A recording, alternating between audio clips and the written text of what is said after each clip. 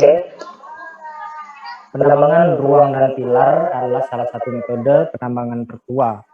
Tambang ruang dan pilar awal dikembangkan kurang lebih secara acak, dengan ukuran pilar ditentukan secara empiris dan tajuk diarahkan ke arah manapun yang nyaman. Penambangan ruang dan pilar digunakan di seluruh Eropa pada awal abad ke-13 dan Amerika Serikat sejak akhir abad ke-18. Ini masih digunakan di seluruh AS, tetapi telah melambat atau berhenti seluruhnya di beberapa bagian Eropa. Penambangan batu bara di Amerika Serikat hampir selalu beroperasi dengan tata letak ruangan dan pilar. Meskipun pada awalnya dioperasikan dengan tenaga manusia yang jauh lebih besar. Penambangan ruang dan pilar gipsum digunakan di Iowa mulai tahun 1892 dan dihentikan penggunaannya secara bertahap pada tahun 1927 karena rendahnya pemulihan dan pengembangan teknologi yang membuat penambangan permukaan lebih praktis, aman, dan hemat biaya.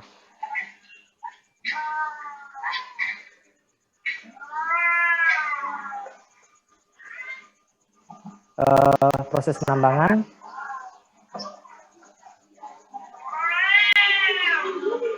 Yang pertama, tahap 1, eksplorasi dan pengembangan.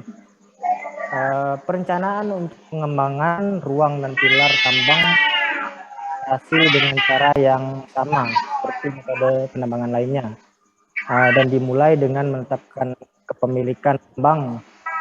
Selain itu, geologi tambang harus dianalisis karena hal ini akan menentukan faktor-faktor seperti umur tambang, syaratan produksi, dan biaya untuk mengembangkan dan memelihara. Selanjutnya, tata letak tambang harus ditentukan karena faktor-faktor seperti ventilasi, tenaga listrik, hutan biji harus dipertimbangkan dalam analisis biaya. Karena sifat endapan mineral yang tidak homogen yang biasanya ditambang oleh ruang dan pilar. Tata letak tambang harus dipetakan dengan sangat hati-hati.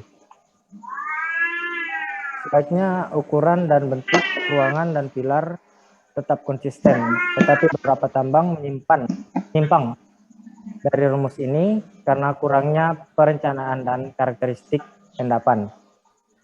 Tata letak tambang mencakup ukuran ruangan dan pilar tambang, tetapi juga mencakup faktor-faktor seperti jumlah dan jenis pintu masuk, tinggi atap, ventilasi, dan urutan pemotongan.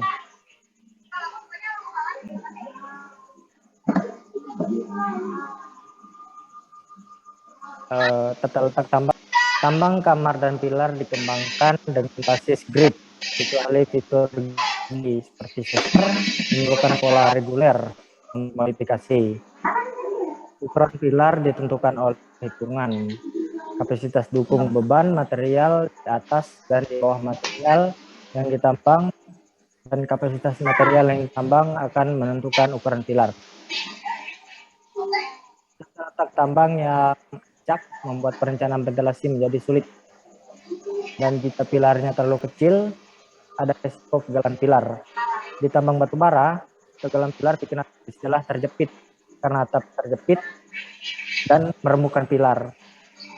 Begitu satu pilar gagal, beban pada pilar yang berdekatan meningkat, dan akibatnya adalah reaksi berantai dari kegagalan pilar. Begitu dimulai, reaksi berantai seperti itu bisa sangat sulit dihentikan jika menyebar lambat. Untuk menjaga hal ini, tambang dibagi menjadi beberapa area atau panel.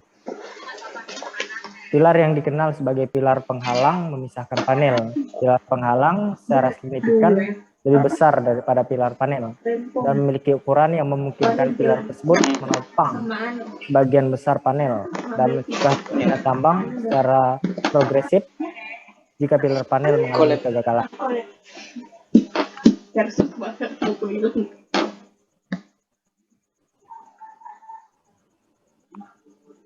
Bisa kita lihat di sini ada gambarnya. Di sini ada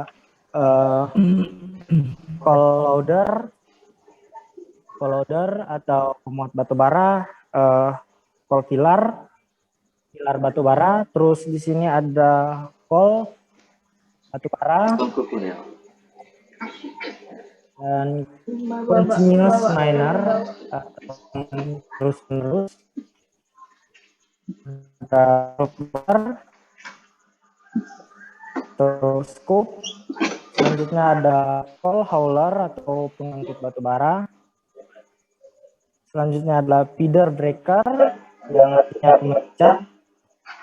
Dan terakhir adalah bell system atau sistem sabuk.